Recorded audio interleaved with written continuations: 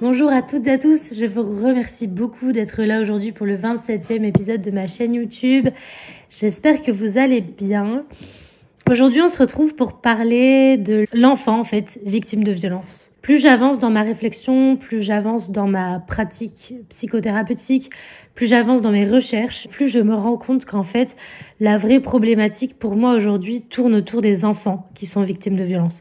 Parce qu'en fait, je me suis rendu compte que des enfants qui étaient victimes de violence allaient nécessairement reproduire ce qu'ils avaient vécu dans leur enfance et donc nécessairement se placer en victime ou en agresseur, parce que les enfants, ils ont tous besoin d'aimer et d'être aimés. Et d'ailleurs, il y a une étude comme ça qui a été faite il y a un siècle de cela, où en fait on avait laissé des bébés avec une nourrice, et cette nourrice avait pour ordre de ne pas du tout leur donner de soins affectifs. Donc elle les nourrissait, elle les couchait, elle les changeait, etc. Mais il n'y avait jamais d'affection, de toucher, de câlin. Et en fait, ces enfants sont tous morts. Et c'est comme ça qu'on en est venu à la conclusion de dire, en fait, l'enfant n'a pas besoin, il a des besoins primaires, certes, mais en fait, son besoin le plus essentiel, c'est l'amour, c'est le soin affectif. Il en dépend pour sa survie, en fait. Et là, on comprend qu'il en dépend pour sa survie psychique et donc pour sa survie physique. S'il n'a pas du tout de soins, il meurt. Donc c'est pour cela qu'il va mettre tout un tas de stratégies en place lorsqu'il a des parents violents, pour croire que ses parents l'aiment. Si ses parents ont un comportement violent avec lui, c'est parce que lui n'est pas digne d'être aimé, parce que lui n'est pas bon, parce que lui c'est une mauvaise personne, etc., etc. Il ne va jamais remettre en question l'amour de ses parents. Il ne le peut pas. Donc c'est pour ça qu'en fait, si un enfant se construit dans un environnement violent, il va forcément penser que l'amour c'est de la violence, puisque il a intégré dès son plus jeune âge que ses parents l'aimaient parce qu'ils le maltraiter. Il l'aimait dans la maltraitance. Il a associé amour et maltraitance. Donc forcément, par la suite, il va se construire dans des relations qui sont de cet ordre-là aussi. Donc dès qu'il sera en relation, que ce soit dans ses amitiés, dans ses amours, dans ses relations professionnelles, il va toujours associer amour avec maltraitance. Donc si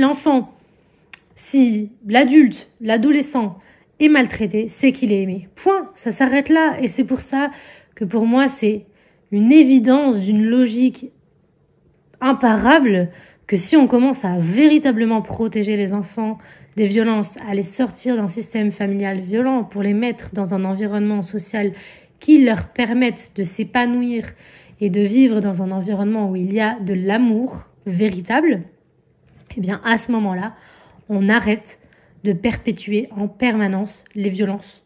Parce qu'un enfant qui se construit dans un environnement bienveillant, où il y a de l'amour, va nécessairement proposer ce modèle-là plus tard, que ce soit avec ses enfants, que ce soit dans ses relations professionnelles, que ce soit dans ses relations amicales, n'importe où, dans n'importe quelle circonstance, il va du coup être dans une dynamique relationnelle qui est fondée sur l'amour.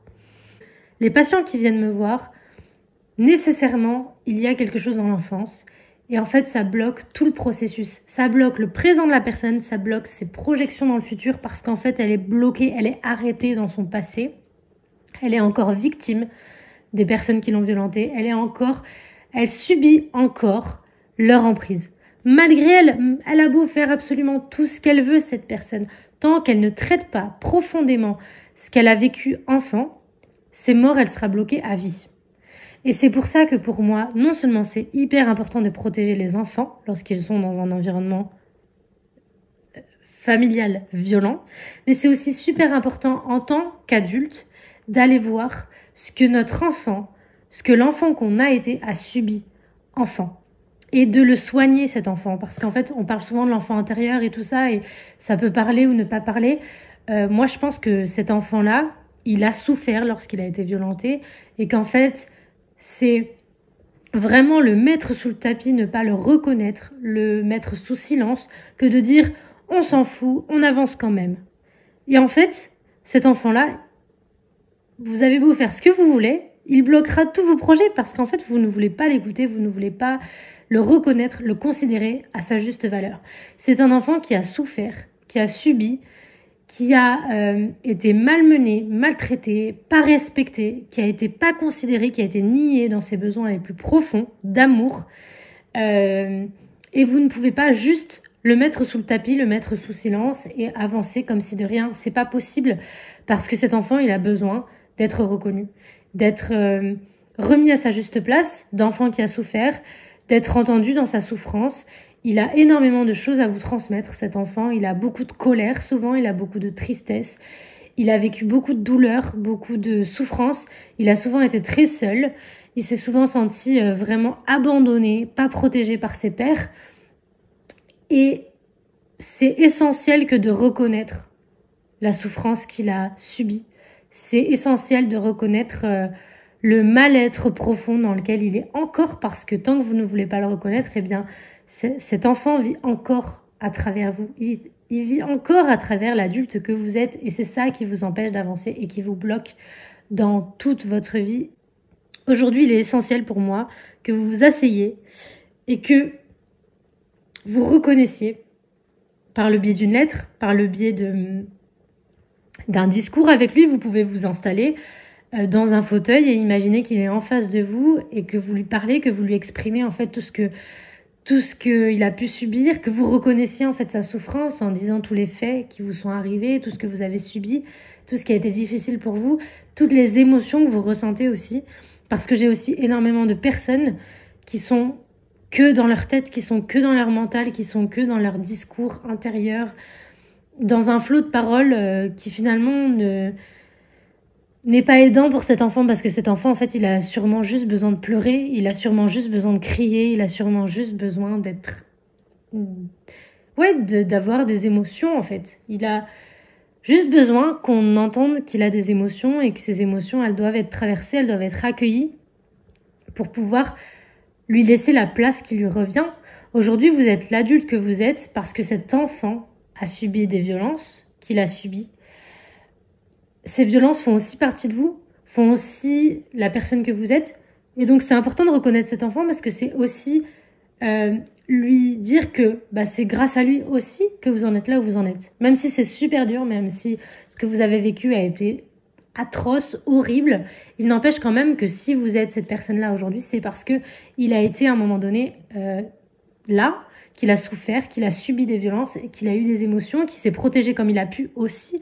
Et donc c'est pour ça aussi que vous avez construit un ego et des protections, et des défenses que vous avez encore aujourd'hui.